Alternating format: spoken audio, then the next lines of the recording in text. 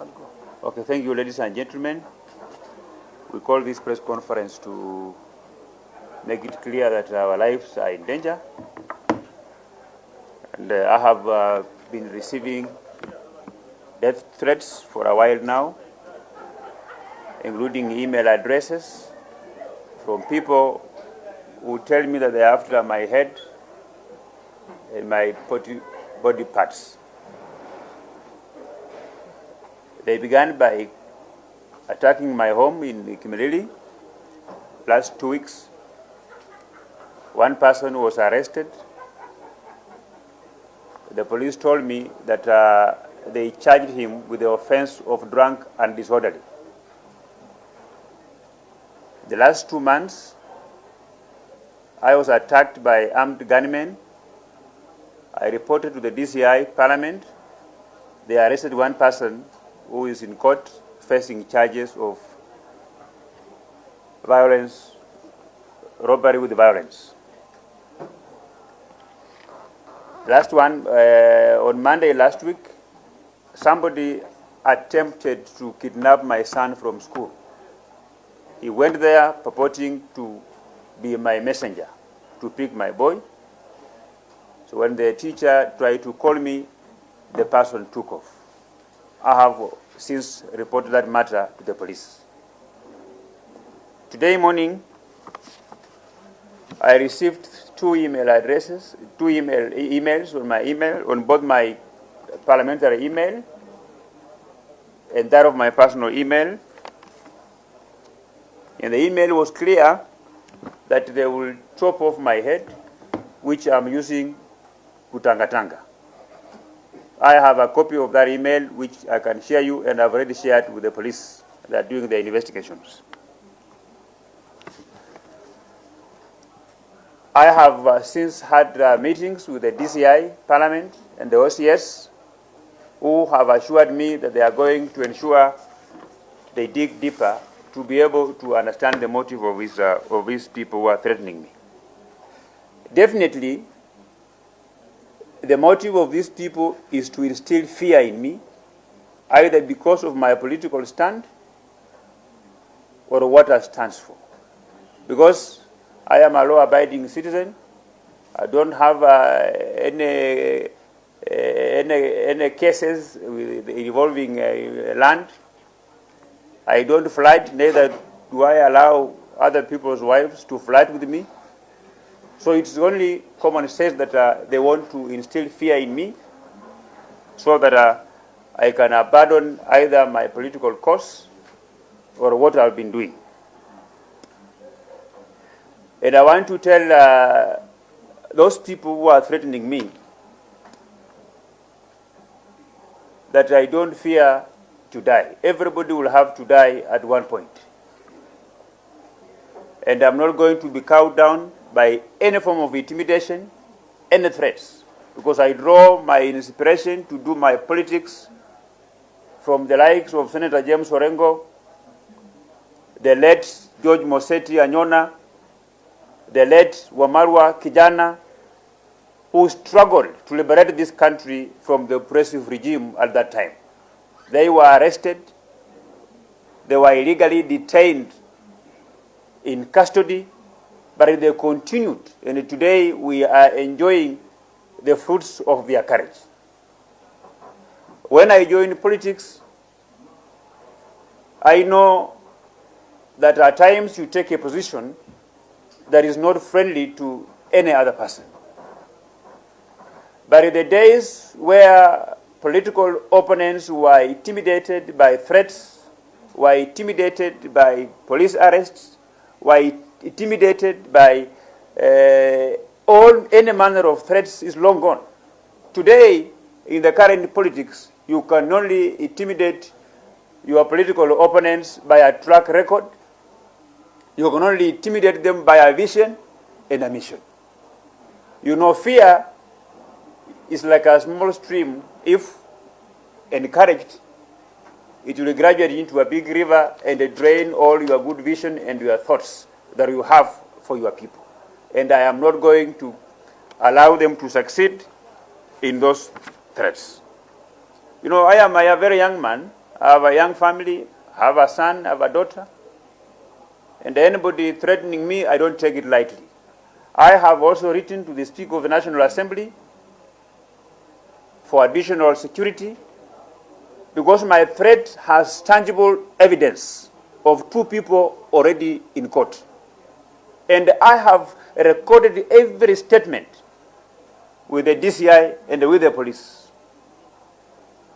on whatever that has been happening to me, both back in my home in Kimilili and here in Nairobi. I will continue to work for the Hustler Nation, the hopeless people who voted for me as their member of parliament. I will represent them anywhere, anytime, in line with the Constitution of the Republic of Kenya. I have given the police whatever that they require to get to the bottom of this matter. I am willing to provide any additional evidence whenever necessary to ensure that the police brings the people who have been threatening me to book. And so far, so good. I'm satisfied the way they are moving with their investigations. But I want to tell them that I am going to double my efforts. I will double the work that I've been doing for the Hustler Nation. I will continue to represent my people anywhere, be it corruption, I will whistle-blow corruption, be it drugs, I will whistle-blow the drug lords, including going into the archives and retrieving any report that was adopted by Parliament but was never dealt with. That is the work of a member of Parliament. That's exactly what we are going to do going forward. Thank you. Because of the current death threats which are on his head. And he's not alone. A number of us, our heads are highly on demand in this country. I cited on a press conference last week in Laikipia that my life is in danger and that a certain government officer, in the name of the Deputy Governor of Laikipia, made some utterances which can only be concluded to death threats, and the same records are with the office of the DCI. And this has continued. Last week on Friday night, my office, Laikipia office, was vandalized, and the people who came and vandalized my office were this experience that the only thing they would obtain were laptops, desktops, and flash disks which were available in the office. There were other variables which were not touched, and the end of it is that my home, my children, my husband, and people around me, we are always surrounded by people we do not understand. And upon raising this matter with police, Nanyuki police station, until to date, no single suspect, including the watchman who is on run, who was taking care of our Nanyuki GAF office or my Nanyuki office, has not been arrested. Very little is being done towards this. I talked about criminal elements which have been used and are continuing to be used by politicians. And some of these people are people who are in this parliament, nominated members of parliament. Others, they lost their seats. And they're using criminal elements to intimidate members of parliament, starting with myself, people who sound not of a similar political opinion in this country. I must say that the 2010 Constitution clearly stipulates about my freedom of movement, freedom of association, and even the way I get to think and even reason. I have not seen anybody who have come and asked me, I want you to help me to decampaign a certain candidate, or I want you to help campaign for a certain candidate, because the president's speech was very clear, and his address to this nation is very clear. Politics aside, and it's time to work. Now, I want to bring to the attention of this country, and also the attention of the president, that there are some people who are gatekeepers, both in our major coalitions and political parties, who do not want to heed to the instructions which he gave. And they are busy doing local politics, county politics, machinani politics, trying to decampaign individuals who they want to imagine in their thinking and their hallucination that they are not supporting the whatever they believe in. And when I say this, these members of parliament, you saw them come out clearly. There were even issues which were raised in Murang'a County, people telling other members, sitting members of parliament, we are going to decampaign you, we want to bring your opponents so that they can fight you because you are of Tanga Tanga movement or because you are of whichever movement it is that people are talking about. And I want to state clearly, as a woman and as a legislator, we do not want to take these threats lightly. We have seen women who have been killed. Lately, is this lady called Martha. Until to date, other than these issues which are being brought about botched abortion, There's no clear evidence which is coming out to tell us, was this something which was used to falsify issues which led to the death of this young woman. And for that reason, we want to ask for security, we want to ask for protection, and we want our political parties, both coalition leaders, to know there are certain supporters and certain political gatekeepers who are misusing the privilege which they have been given, and people who want to presume that they have the attention of the government more than any other Kenyan, that they want to misuse that by making sure that they use criminals and gangs to come and harass us. And I must say, it's such a coward act. If you think you're intimidated by a woman, let's meet at the ballot. You don't need to use guns. Guns and goons will only meet at the ballot when they're voting for one of their own. And history will prove us wrong. We had people who had criminal guns, and they have never even won a single constituency seat. And I also, to our people, our opponents on the ground, people who lost, working towards objecting development and issues and matters which we promise to our people is not going to bring you any relevance. And therefore, these people should be dismissed. If you see people who lost positions and are busy moving around and addressing movements and talking about CG, we are together. I heard there is another one in Mount Kenya, which is talking of Mount Kenya, and I don't know, exports and imports of diaspora, and I don't know wherever. We want you to dismiss them and know clearly. Some of them, they came out strongly, opposing the current government, opposing handshake. It is only now they want to revive themselves, attacking people who they think, because they keep to mention it, they keep labeling us. Who called me a Tanga-Tanga? My name is Catherine Wanjiku Waruguru. Who said I'm a Tanga-Tanga? I am not. I'm a member of parliament, and I can only propagate ideologies and agendas who I believe to the people I represent, they are of the same opinion. So, members of the Fourth Estate, please, if you help us by telling the nation that parliamentarians are threatened, our families are threatened, we are intimidated, these people are looking for our heads. The other day they said they are even discussing my body, what is sweet and what is not sweet. And I must say, it is backward, it is rhetoric, it does not add any value. If you feel intimidated by the Honorable Baraza, or you feel intimidated by Honorable Ngonjiri, or the woman rep of Laikipia, vaa marinda, tukutane kwa debe, if that is what you want. But we cannot allow this. We must be protected, because our protection is enshrined in the 2010 Constitution. Ni jambo nyeti na jambo la maana nikisikia wajumbe wanakuwa threatened. Nikiwa mjumbe, sio wajumbe peke yake, hata mwananchi wa kawaida tukisikia anakuwa threatened, hiyo ni kazi yetu ya kuweza kushikana pamoja ili tuweze kulaumu jambo hili, kwa sababu sio jambo zuri, kwa sababu kila mtu ana demokrasia ya kuweza kuzungumza na kusema yale mambo anataka kuyasema. Kwa hivyo ya kwanza ningetaka kusema hao watu, kwa sababu sasa kama my sister hapa anatoka Laikipia, si kusema huko kuna watu, na ni mzuri tuelewe hiyo mzuri sana, si kusema huko kuna watu wa ODM ama watu wengine wanampiga. It is within themselves. Ni watu tu chuki ya kindani ya siasa. Kwa sababu ukiangalia kwa sasa ile mwenendo tuko naye kama baraza vile unasikia anakuwa threatened, ni watu ambaye wako karibu na wewe. Wengi ni wale watu wanatafuta viti kwa sababu wanasikia siasa ni kama imeamuka sana. So wanatafuta siasa ya 2022. Na hii kitu tumekatashwa na rais. Rais amesema siasa ya 2022 tu wache. Tuzungumuze mambo ya development. I think kwa sababu ameripoti ile sehemu ameripoti kwa director wa CID na sehemu nyingine, hawa ndio tutachunguza, tutaangalia sana sasa, kwa sababu kama imekuwa reported na haijafanyika ama haijachunguzwa kwa njia ile inatakikana, sasa that's something else. Lakini kujisema ile shida wanaye na vile wameona ni ya muhimu sana, kwa sababu kuna mambo mengi nakuja kama hayo tunayachukua kia rahisi na baadaye inakuja kutendeka mambo mbaya, na hatuwezi kutaka hiyo. Kwa mwananchi wote hatutaki mambo hii, na siasa isitugawanye. Siasa iko mbali sana, na umoja wetu kukaa pamoja ni ya muhimu sana. For now we are together, we are sitting together, we are seeing the pressure is coming down, we work together. Ikifika wakati hiyo wale wanataka viti, then they can ask for those seats. Lakini ile shida mimi naona tuko naye kubwa sana. Na nyinyi niwaombe, kwa sababu mimi nimekuwa kwa siasa for 35 years I've been in politics. I'm not taught politics but I can teach politics, kwa sababu nimekuwa ndani yake. Ningesema hivi, msikuwe na wasiwasi. Siasa huwa namna hiyo. Siasa ni kama uji moto. Unawekwa mdomo, ikuchome, uteme, kauli ni yako. na ama umeze. Kauli ni yako. Kwa hivyo hii mambo yatakuja. My sister, my younger brother, these things will come, but be focused, because sababu uja ndio iharibu wewe kuwa focused kwa mpango yako ya baadaye. Lakini for now, let's stay with the peace. We are happy the way president is leading us now. We are happy. Hata mambo ya handshake, we have no problem with the handshake.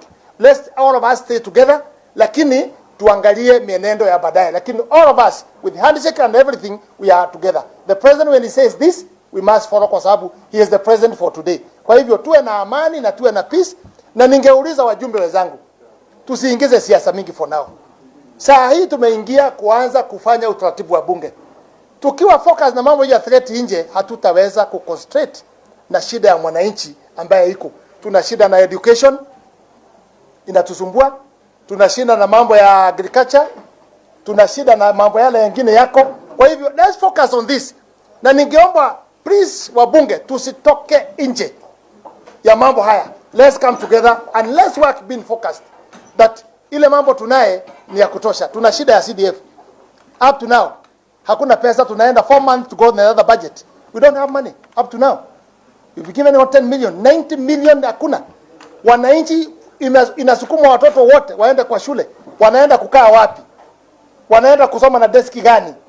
Those are the issues we should now push our government na Rotich atoe pesa ili watoto ambao wanasukuma na Amina education tuweze kuwachukua, tutawapeleka wapi? Watasomea wapi? Watakaa kwa deski gani? Those are the issue we should now talk.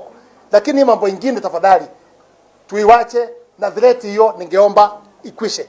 Ya mwisho ningetaka kusema it's my first time kuona kuwa tuna access ya mahindi. Sijaona namna hiyo. Na kama tuna access ya mahindi, tumekuwa na shortage. Mahindi kiletwa na wakora kutoka nje. Kama tuna access, we appeal to the government. See how you can handle. It is better for us when we have access. Kuliko wakati tuko na deficit ambayo inaleta mahindi kutoka nini? Kutoka nje. Sasa mahindi kama imekuwa zaidi, saa hii nimesikia kwa media nyingine mkisema nyinyi wenyewe kuna sehemu iko na njaa, kuna sehemu iko na nini. Let the government see how they can handle, pay the farmers. Sasa ndio tunalima. Pay the farmers na hii mahindi ichukuliwe ipelekwe ile sehemu iko na njaa, so that all of us we can be comfortable when we are doing other things. Lakini tukipigana na mambo ya mahindi ati ni nyingi na watu wengine wanakufa, it doesn't make sense to me at all. So there are issues we need to raise in the parliament. Lakini ya muhimu ni kusema Waruguru, my sister na my brother here, hii mambo itakuja mingi. Itakuja mingi, lakini mujikase kwa safari yenu. Na sisi wajumbe, kama ni wa opposition, kama ni nini, ama ni mwananchi, mtu yote atakuwa threatened, we must be together all of us to fight. Hata mwananchi, hata nyinyi watu wa media. You know sometimes also nyinyi mnakuwa attacked. Si unajua namna hiyo? Hata nyinyi mko attacked, tutatokea kusema hii ni makosa. Kwa sababu ya nyinyi mna demokrasia, mna freedom yenu ya kuchukua maneno yetu. We shall also protect you. So let's join together all of us to see we can protect each other kwa ile safari tunafanya nini? Tunaenda. That members of parliament are receiving death threats.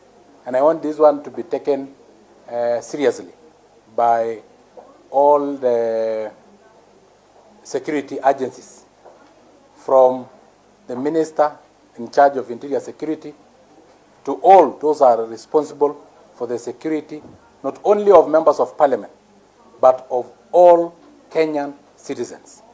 I also want to call upon members of parliament, the National Assembly, to fast-track this bill that will curtail these people of the social media. Some of them, because some of these threats are from social media. And some of them may not actually be genuine. They may be just people who are misusing social media. But you know, when it comes to threats to your life, you don't take anything lying down. And therefore, I want just to reiterate that all of us are together, and the death threats that have been received by our brother Ditmas and our sister Waruguru, we are together with you, and we want the clerk of the National Assembly to beef up security for these two members, and to make sure that members of the National Assembly are secured. Kwa sababu sasa viongozi wenyu wakistuliwa na wakianza kupatiwa death threat, what will happen to mwananchi wa kawaida? Yeye atafikiria namna gani? Kama ule mwenye ako na security anachungwa, bado watu wanamstua ya kwamba wataweza chukua kichwa yake. Wananchi wa kawaida wanataka kufeel namna gani? Personally, I have not received those death threats. Being in the Tangatanga team, I have not yet received. Na wacho wajaribu. Wacho wajaribu.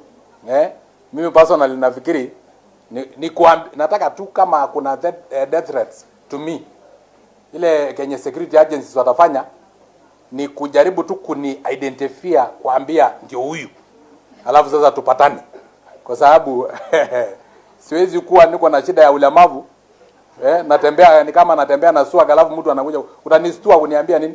Ulemavu already hata imenimaliza kwa muda mrefu, hata kuwa mlemavu ni kuvumilia. Sasa unakuja kunistua, yani unajua mimi sija receive that threat, na kama ningereceive ningeomba tu nionyeshwe ni nani, alafu security agencies watazaondoka.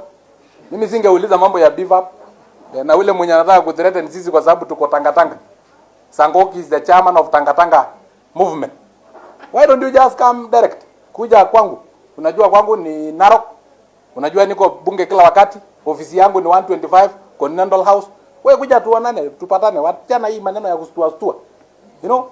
So we are together with them and everybody, and we want to also say with no uncertain terms that the issue that we are discussing about the referendum na hizi maneno ya Tangatanga movement na kusema the winner should not take everything, in any democratic process the winner always take everything. Any competition, the winner take everything. We cannot share power, because this is lies being peddled by the big 5 communities, and the moment they will share power, the big 5, what about the other 38 tribes of this country? How watawachwa na nani? How will they share that power? Again, if you share power in the apex of leadership, in the presidency, can the presidency accommodate 42 tribes of this country? And if we share power in the presidency, who will share power na governor, na women rep? Will you be having prime women rep? So sisi, mimi mwenyewe, ama prime governor, ama nani? Kwangu mimi, nasema ya kwamba in any democratic competitive process, the winner takes everything. In fact, tutaweza hata ongeza glucose kwa sababu ya kushindana na kushinda. Si ati maneno ya kusema ati tugawe power pale juu. I'm sorry, I'm differing with my party leader for the first time in history. And I respect him a lot. But we must say the truth. Ya kwamba hatutakaa kwa conference tugawe viti alafu tutumie pesa kwenda kwa election ambao hakutakuwa na winner. Nimesikia pia our colleagues, the women fraternity, who are talking about embrace. And we support our women lawmakers as far as they will embrace the hustler nation, the hawkers, the pikipiki riders, the chokoras. Let them embrace the charcoal burners. Lakini when they are embracing dynasty, monarchies, hierarchies, this is not a nation of monarchies, dynasties, and hierarchies, where somebody pass the baton of leadership like the 100 by 100 baton of relays. No. This is a democratic country where we elect, and every individual, even if you come from Mijikenda, even if you come from Borona, you have an equal opportunity with somebody who comes from the Kikuyu community to be elected as the president of this country. So let us embrace everybody.